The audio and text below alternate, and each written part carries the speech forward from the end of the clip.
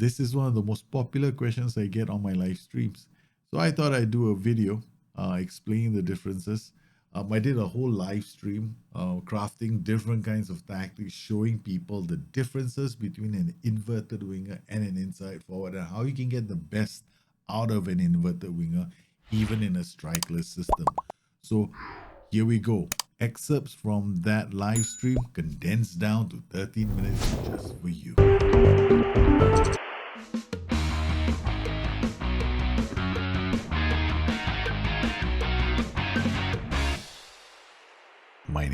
My name is Daljit. Welcome to the show.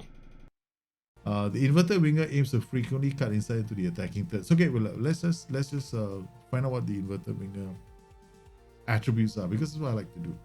Right, so you come in here, highlight key attributes of the role. Right, when you check this, you see two colors like green and blue. Right, I don't understand. This is green, okay, which is key, and the rest is preferable. So dribbling, acceleration, right? For an inverted winger, I can't stress how important it is. For an inverted winger to be able to dribble. Now, when they designed the inverted winger, they had one player in mind, right? When they did this, one player. His name was Arjen Robben. So if you're looking at the key acceleration and dribbling, now this is by far the most important, right? Then you got off the ball passing and technique. Now, I agree for all four of these attributes. This is just too important. What he does is, if you look at the description of the role, it's exactly the same thing. Right? There's nothing funky about it. He cuts inside into the attacking third to open up space for overlapping fullbacks and subsequently overload retreating defenders. If he's left-footed, you put him on the right flank. If he's right-footed, you put him on the left flank. With the support duty, he will cut diagonally across. This is very important, okay? With the support duty, he will cut diagonally across the defense to play the ball through the middle while overloading defenders and defensive midfielders. Now, this part, I'm going to switch to tactical pad. Okay, this is my tactical pad application. I have to show it to you from this. Okay, now, imagine this is your inverted winger, right? Now, we got inside forward here. When inside forward gets the ball, he does this. He just goes in, right? Whether he's on support or not, if he's got cut inside with the ball, he'll just do this. And then he will come inside, right? All right. That's what he does. His movement is defined by him wanting to attack the box, which is why his mentality is very attacking. So we've got this guy just going in like this, okay? So if he's got the ball, he's got to bring the ball in. Now, inverted winger, we put an inverted winger here. Now, inverted winger is going to be very different, right? Like what the inverted winger does, if he's on attack duty, yes, you're going to do an Arjen Robben. He's just going to go for goal, okay? So inverted winger on attack, the two, is there a difference between the two? Not really, but one would say that he is not as attacking as this guy in terms of the risk factor. He might still play a pass if he's on attack duty, okay? But this is the important part, right? On support duty, okay, so he might go in with the ball and then he says, hey, you know what, Jamal, I'll give you the ball. Then he goes inside, then he goes, hey, give me the ball back. Boom. That's inverted winger. Inside forward, right? Okay, but this guy is different. On support duty, he will do this. He'll come here. He might do the diagonal. He does like a small little U-shaped thing, right? And then once he does the U-shaped thing, what he does is there somebody I can play the ball to? Boom! He plays the ball straight to this guy into space, which makes this player one of the best roles for flat shadow striker. Right, if you want somebody to look for the shadow striker in a strikerless setup, right, this inverted winger is a very cool role, because if I wanted to create a strikerless system and I want to get these guys to come inside and then play those dinking passes over the top, right?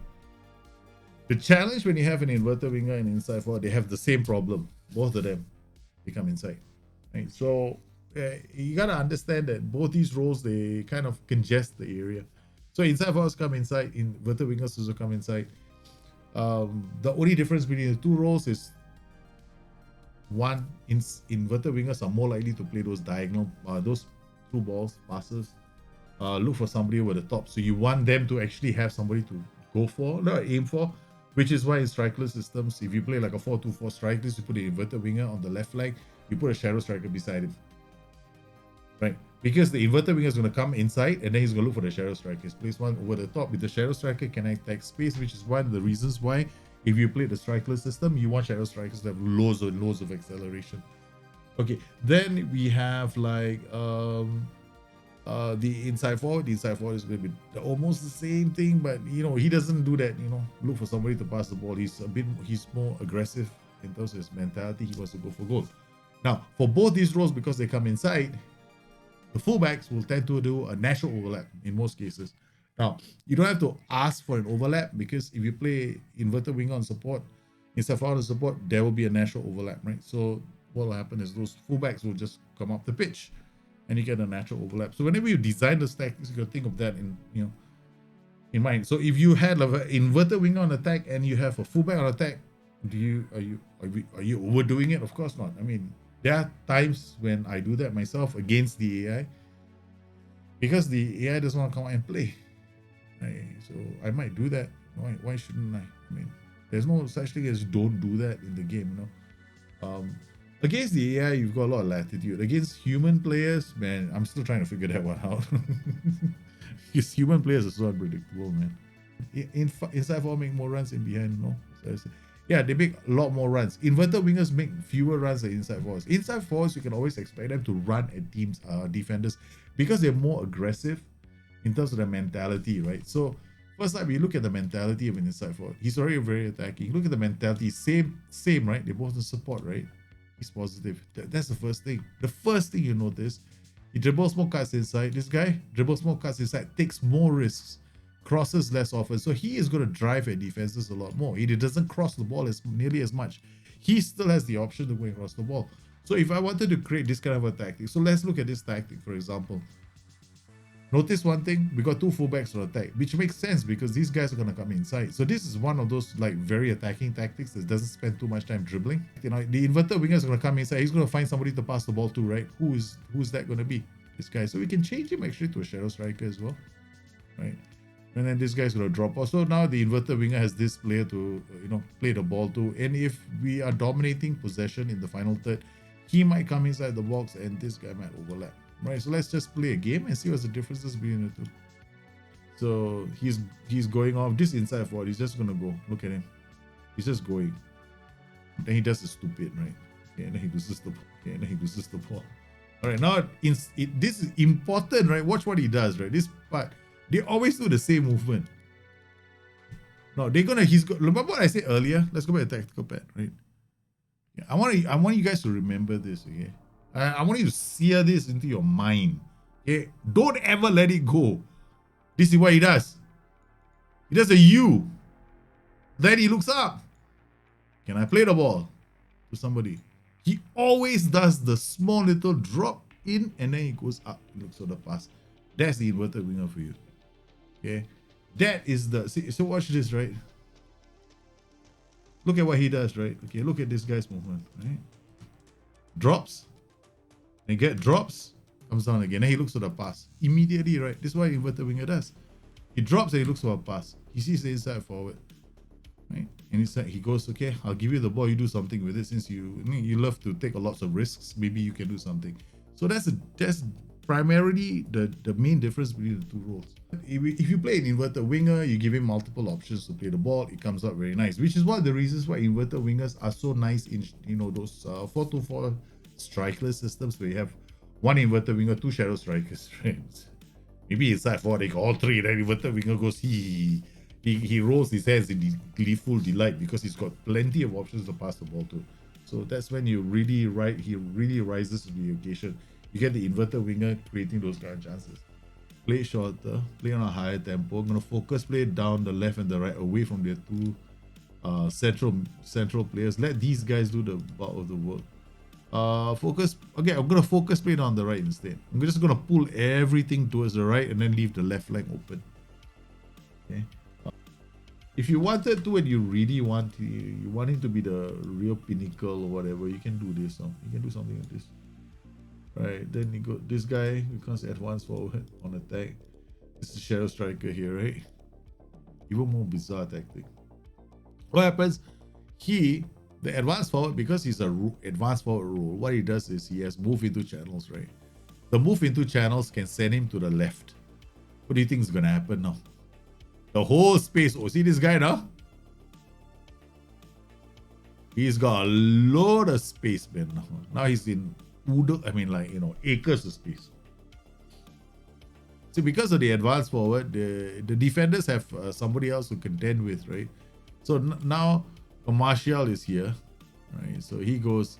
So the defender has to pay attention to where Martial is all the time, right? Because of this dynamic, right? Our advanced forward, our inverted winger here, when he gets the ball, he's gonna leave this fullback in the dust.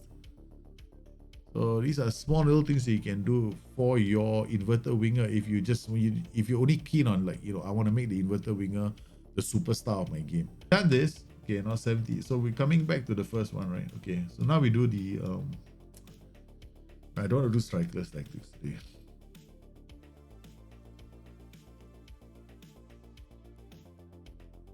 So we do a strikerless tactic. Okay, so we give how do we do this? We make one. Let's do it. Offset. Okay, we got on ball winning midfielder. We got DRP. We got inverter. We got shadow striker. We give you boom boom. You come in here. You go this way. We'll turn you into a. I'll just turn you into a trequartista for the fun of it. Okay. All right. Ball winning midfielder, deep line playmaker. We'll turn you into a fullback on support. Fullback on support, because I don't know what's happening here. Okay, all right. Shorter passing, no play or defense, no focus, play left and right. Yeah. Okay, prevent short goalkeeper to you go all the way up. We'll drop you to about standard defensive line, much higher line of defense. Use tighter marking, prevent short goalkeeper distribution. Actually, we don't need that. All right. All we gotta do is you come in here and just tell these buggers to mark tighter. All right, okay, let's go. Whether we can score a goal. Guys, Rashford is a very good inverted winger. Okay. There he comes inside. There he goes. Now he looks for options. He was free kick. Damn it. What is Ola Aina up to? He's got a red card for bloody hell. What's right? This is not a recipe. You gotta remember what happens when you have inverted wingers. Good players, they tend to spot this. Right, they'll counter what you're doing. Yeah. AI is just different. AI is just gonna AI doesn't counter you to see. Look at that. AI went to a narrow diamond. AI doesn't counter you. There's no such thing as the AI countering a tactic. It's a myth. AI has got this random try its luck shit and hope something sticks. The day the AI counters me intelligently, I'll become the Pope that soaks dope, man. Well, don't forget, if you want to catch more live streams, you can always visit Daljit's Moments. I stream there 3 times a week, Mondays, Wednesdays, and Fridays. If you enjoyed today's show, you know what to do. I want to thank everybody for coming down and, liking the video. So I hope to see you guys again very, very soon. You guys stay safe, keep healthy. I'll see you again soon. Bye-bye.